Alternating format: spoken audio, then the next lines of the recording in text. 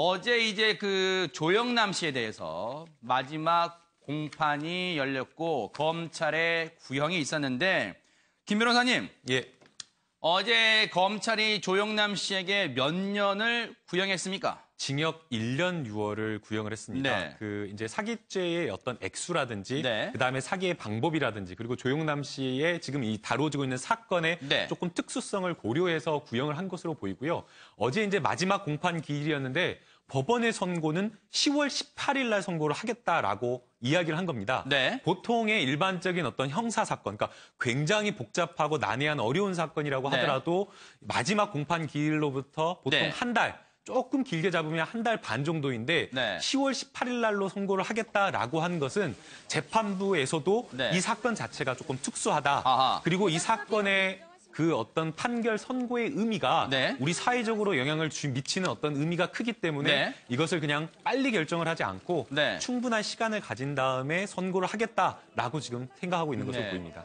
지금 검찰은 조영남 씨에게 징역 1년 6개월을 구형했는데 일단 앞서 말씀하신 대로 선고는 재판부의 판단은 10월 18일 날 열립니다. 그런데 어제 이 마지막 공판에서 조영남 씨가 대체 무슨 말을 하고 나왔을까요? 자, 그 얘기 들어보시고 이어가 보도록 하겠습니다.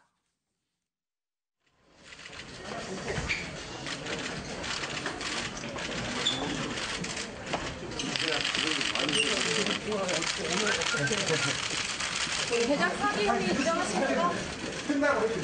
대장 사기 혐의 인정하십니까? 왜 이런 다툼을 해야 되는지 저는 사실 머리가 나빠서 그런지 처음부터 끝까지 어리벙벙하고 띵한 채 한 2시간 반 동안 어이가 없는 그런 생각을 하게 됐는데 저쪽에서 현실이 그렇다니까 뭐 그런가 보다 하고 하고 있는 거죠. 결과는 이제 10월 며칠 날 그 최종 결과를 판단하자고 얘기하시던 거, 판사님이 그러시던 것 같은데요. 네, 머리가 띵했다는데 재판 내내 머리가 띵했다. 그런데 하지금 평론가님, 네. 이런 얘기를 하고 있어요. 조영남 씨가요. 유죄 최후 진술 이제 재판부가 자 마지막으로 할 말 있으면 해보세요 했더니 유죄여도 상관없다. 글쎄요, 이게 당당하다고 봐야 돼요. 이 말에 무슨 의미가 담겨 있을까요? 그러니까 이제 그 본인이 이 사회, 대한민국 시스템, 대한민국 국민들의 일반적인 상식하고 네. 내가 안 맞는다는 거, 지금 네. 나의 입장을 저분들이 이해해주지 않는다는 거 내가 충분히 알고 있다. 네. 그래서 현 시스템이 나한테 유죄를 내리더라도 네. 내가 그건 받아들일 수 있다. 네. 그러나 나는 잘못하지 않았다. 나는 내 신념에 입각해서 행동을 했을 뿐이고 네. 앞으로도 난 이렇게 행동을 할 수가 있는 건데 네. 어쨌든 그렇다고 해서 대한민국의 상식을 나 혼자 힘으로 바꿀 수 있는 건 아니니까 네. 뭐 판결의 결과는 내가 그대로 받아들이겠다. 네. 이렇게 이야기를 한 것으로 보입니다. 어제 이 조영남 씨는요, 또 이 법정에서 그런 얘기를 했어요. 내 자신의 작품이 광주 비엔날레에 초대됐다. 그것만 좀 알아달라. 보세요. 내 작품은 세계적 축제인 광주 비엔날레 초대작이었다. 그걸 좀 알아달라 하고 강조했습니다. 광주 비엔날레에 자신의 작품이 걸릴 정도로 예술적으로 가치를 인정받고 있다. 그걸 애들로 표현한 거잖아요. 그래서 저희가 궁금합니다. 그러면 광주 비엔날레 측에서는 왜 당시 이 조영남 씨 작품을 전시했을까요? 저희가 오늘 빅5가 취재를 했습니다. 조영남 씨의 작품 2004년에 5회 광주 비엔날레 참석합니다. 당시 조영남 참여 코너, 클럽이라는 코너가 있는데 일종의 퍼포먼스였대요. 포럼 등 실험적인 문화 공간이다. 예술가냐 아니냐를 떠나서 일종의 문화 활동 그런 것 때문에 몇 점 포함돼 있었다. 이런 얘기를 하고 있고요. 그러면서 조영남 참여한 코너 자체가 파격적 성격이란다. 파격적 성격이래요. 기존 전문적 작가 작품 지원하는 것이 아닌 실험적 공간이었다고 강조를 하고 있습니다. 그런데 소 국장님, 앞서 조영남 씨는 자기의 작품이 비엔날레에 걸렸어. 지금 그걸 강조하고 있습니다. 그러니까 조영남 씨는 이제 보통 우리가 가수로 많이 알고 있지 않습니까? 네. 그런 부분이 지금 이제 재판에서도 영향을 미치고 있는데 그게 아니고 나는 광주 비엔날레에서 나를 초청해서 내 작품을 전시했을 정도로 화가로서도 어떤 수준을 인정받고 있는 네. 전문적인 화가로 볼 수 있다라고 이제 조영남 씨는 얘기를 하는 것이고 네. 그에 반면 광주 비엔날레 관계자는 조영남 씨가 2004년 5월에 광주 비엔날레 작품을 전시한 건 맞은데 네. 그것은 어떤 작가로서의 전문성, 수준을 높이 평가해서 전시한 것이 아니고 네. 그 코너 자체는 하나의 다양한 문화적인 가능성을 보여주는 네. 실험적인 공간에서 네. 조영남 씨를 초청했던 거다. 네. 한마디로 보면 아마 광주 비엔날레의 어떤 흥행 같은 것들을 더 하기 위해서 아마 여러분들 하는 그런 측면에서 좀 초청했던 것이 아닌가 이렇게 보여지는데 네. 광주 비엔날레 관계자의 얘기와 조영남 씨 얘기는 지금 약간 다른 거죠. 네. 조영남 씨는 자신은 전문적이고 수준 있는 작가로서 대우를 받고 있다라고 얘기를 하는 것이고 네. 광주 비엔날레 측에서는 우리가 초청했던 건 네. 그런 것은 아니다라고 네. 이제 얘기를 하기 때문에 지금 어긋나고 있는 것이죠. 하나의 사물을 다른 각도로 보는 듯한 그런 느낌이 듭니다. 그런데 어제 이 조영남 씨 재판에는요, 증인으로 이 유명한 사람인 진중권 교수가 나왔어요. 증인석에 나왔습니다. 그런데 김 변호사님, 예. 어제 했던 얘기 중에 이런 얘기가 있어요. 화투를 누가 그리자고 했는지, 시장의 예술적 논리 관찰한 게 누군지, 작품의 마지막으로 사인한 사람 누군지를 봐야 된다. 아이디어가 가장 중요하기 때문에 해당 작품들은요. 800% 오리지널 조영남 작품입니다. 또 어떤 때는 1000%란 말도 나오는데 800이건 1000이건 간에 진중권 교수는 해당 작품이 조영남 작품이 맞기 때문에 이게 사기성이 없다. 그 얘기를 하고 싶은 거예요, 지금? 그러니까 아마 재판부에서는 조금 당황했을 것 같습니다. 네. 법정에 나와서 본인이 가지고 있는 전문가적인 식견을 이야기를 해달라라고 이야기를 했는데 그렇게 해서 이제 증인으로 부른 건데 네. 아예 지금 진중권 교수님 같은 경우에는 800% 1000% 오리지널이다. 그러니까 사기죄가 성립하지 네. 않는다라고 하면서 아예 이 재판에 대한 유무죄를 평가를 지금 하고 있어서 네. 재판부 입장에서는 당황했을 것으로 생각이 됩니다. 네. 진중권 교수의 말은 이거라고 생각이 됩니다. 그러니까 현대 미술의 다양한 장르 여러 가지 방법에 의해서 예술 작품이 생산이 되는데 네. 요즘의 현대 예술에는 생산과 그 아이디어가 분리될 수가 있다는 겁니다. 네. 과거에 같은 경우에는 그 작가가 네. 작품을 처음부터 본인의 어떤 아이디어부터 이런 것들을 직접 그리고 이렇게 만드는 그 끝까지 모든 것을 다 했지만 지금에는 작가가 그냥 아이디어만을 제출할 수도 있고 네. 그 아이디어를 다른 사람에 의해서 다른 방법에 의해서 할 수 네. 있다는 겁니다. 네. 그게 바로 이제 현대 예술 영역에 있다라고 지금 진중권 교수는 이야기를 하고 있는 거고요. 네. 그러나 이제 검찰 측의 의견은 그것이 아니라는 겁니다. 네.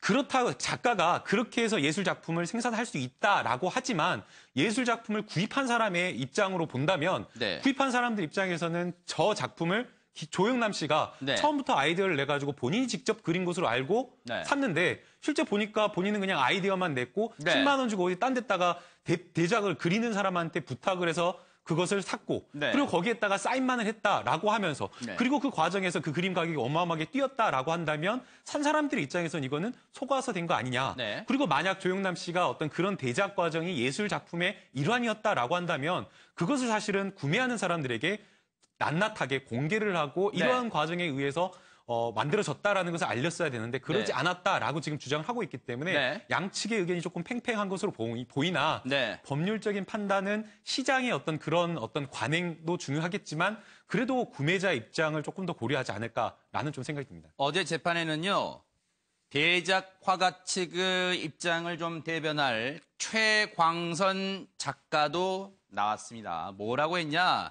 미술 작품은 작가의 영혼과 사상, 철학이 담겨 있어야 된다. 그런 점에서 이 가수로서 취미 활동한 그림에 불과하다. 조영남 씨 작품은. 그런데 진중권 교수는 뭐라 그러냐? 조수를 사용하지 않는다는 건, 진정한 화가는 조수를 사용하지 않는다는 건 외람되지만 다소 무식한 소리라면서 검찰의 사기죄 논리에 일침을 가했는데, 하재근 평론가님. 예. 검찰한테 무식한 소리라고 그랬어요. 검찰한테. 진중권 씨가 조금 이렇게 그 어떤 날선 언어를 좀 약간 부적절한 언어를 네. 쓴 거죠. 상대를 비하하는 것 같은. 네. 그것 때문에 지금 네티즌들한테 굉장한 비난을 받고 있는데 네. 뭐 저런 식의 말을 할 것까지는 없었는데 네. 그러니까 저 말이 나온 이유가 네. 상대 그 검찰 측 증인이 네. 뭐 그 미술에 있어서 네. 굉장히 중요하게 스스로 제작을 해야 된다 이렇게 이야기를 하니까 네. 스스로 제작해야 된다는 원칙은 사실은 미술에서는 이미 폐기됐는데 네. 현대 미술로 넘어오면 사실 이 손의 중요성은 거의 없어지고 네. 미술의 어떤 이 핵심이 네. 손을 떠나서 머리로 들어갔거든요. 아하. 그래서 누구 머리에서 나온 개념이냐 네. 이게 중요해진 게 현대 미술의 특징인데 네. 지금 검찰 측 증인이 아주 전통적인 관념에 입각한 미술관을 이야기하니까 네. 진중권 씨 입장에서는 조금 그거는 지식이 제한된 이야기 아니냐. 그리고 두 번째가 네. 검찰 측 증인이 조수가 관행이라는 건 난 뭐 못 들어본 얘기다라고 네. 하니까 진중권 씨는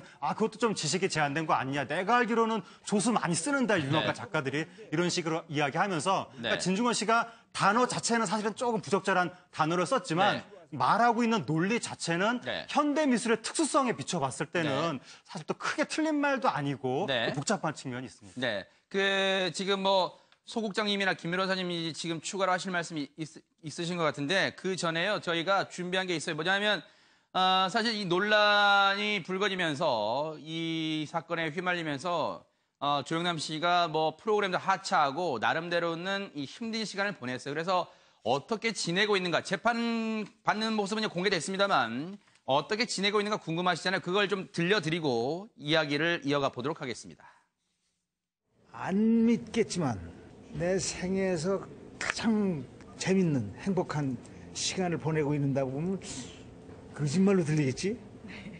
이 사건으로 해서 내가 어떤 사람하고 친해야 되고 어떤 사람하고 친해야 되지 않는지 그런 걸 여러 가지 문제, 세상살이에 대해서 그런 터득했고 내가 뭘 잘못했다는 거, 내가 무슨 멍청한 짓을 했는지, 왜 그때 그랬을까 하는 걸 요새 완전히 터득하고 나니까 이제는 어떤 난관이 올 일도 없지만 다 해결된 것 같아서 최고로 행복한, 더군다나 딸하고의 그냥 보통 아버지하고 딸로 보낼 뻔했는데 이 사건 통해 가지고 내 딸이 그렇게 똘똘한 딸이라는 걸 처음 알게 됐고 이 딸이 아버지를 이렇게 믿어준다는 것도 처음 알게 됐고 그래서 아주 기가 막힌 최고의 순간들을 지내고 있죠. 다시 그림 그리실 거죠? 다시 당연히 내가 할 줄 아는 게 그거밖에 없는데 그러면 작품 활동 하고 계세요? 물론이지. 집에 와서 한번 봐봐. 내가 이렇게 시간이 많으니까 그때는 건성건성거렸어.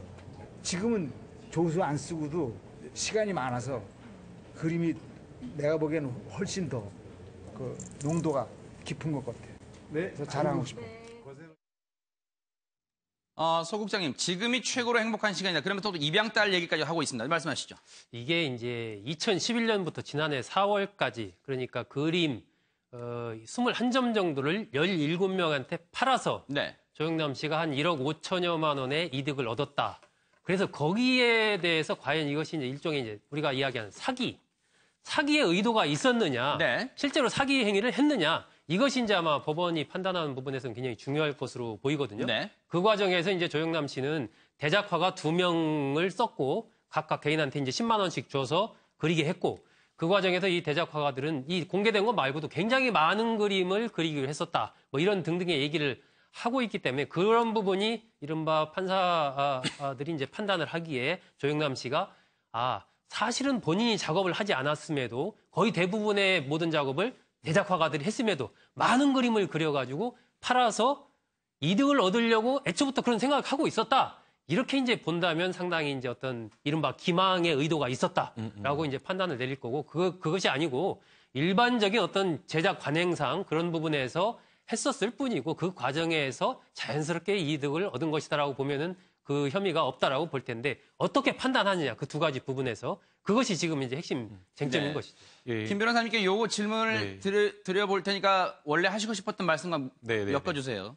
만약에 이제 10월에 선고가 납니다만 유죄냐 무죄냐 했을 때 뭐 무죄인 경우에는 뭐 조영남 씨가 억울한 누명을 벗겠습니다만 유죄일 경우 즉 사기죄가 성립된다면 혹시 이후에 그 피해자들 그림을 샀던 사람들의 민사 소송도 이어질 수 있는지 한번 얘기해 주시죠. 네, 당연히 그 손해배상이 들어올 것으로 생각이 네네. 되고요. 거기에 대해서는 이자까지 포함해서 전부 다 갚아줘야 됩니다. 아하, 네. 그렇기 때문에 그것은 유무죄와 관련되어 직결되어 있다라고 보이고, 네. 그다음에 이제 지금 이제 그 조영남 씨 측이나 진중권 교수의 네. 그 의견도 일리가 있습니다. 그러니까 대부분의 유명한 화가들이나 작품을 하는 사람들이 조수를 두고 있다. 네. 그렇기 때문에 조수를 쓰지 않는다라고 하는 것은 정말 무식한 소리다. 네. 그런 이야기를 할 수 있지만 문제는 그 조수가 어느 정도 작품 활동에 관여하는지 여부입니다. 네. 예컨대 미생을 만든 뭐 윤태호 작가 같은 경우에는 네.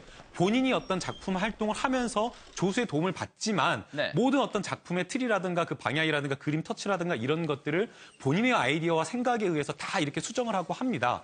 그러나 지금 이제 조영남 씨 같은 경우에는 네. 대작 화가에게 내가 이러한 아이디어를 가지고 있다라고 네. 하면서 이런 그림을 그려달라라고 하고 던졌다는 겁니다. 네. 그리고 이제 그 대작을 하는 그 그림을 그리는 사람이 네. 사실은 어떻게 보면 임의로 어느 정도 굉장히 상당한 폭으로 본인의 의견을 넣어가지고 본인이 자율적으로 그림을 그렸기 때문에 이 부분에 대해서 검찰은 90%를 대작 화가가 그린 거 아니냐, 그리고 10%만 사실상 아이디어를 준 거 아니냐라고 지금 이야기를 하고 있는 겁니다. 네. 그렇기 때문에 지금 진중권 교수가 이야기를 하고 있는 조수를 통해서 뭔가 작품으로 활동한다라는 네. 거 맞는 이야기지만 다만 조금 더 세밀하게 들여봐서 네. 조수가 이 작품 활동에 어디까지 관여했고 네. 그렇다고 한다면 조영남 씨 같은 경우 이 작품을 만드는데 실제 어디까지 관여했느냐, 이 부분이 쟁점일 것으로 보입니다. 네.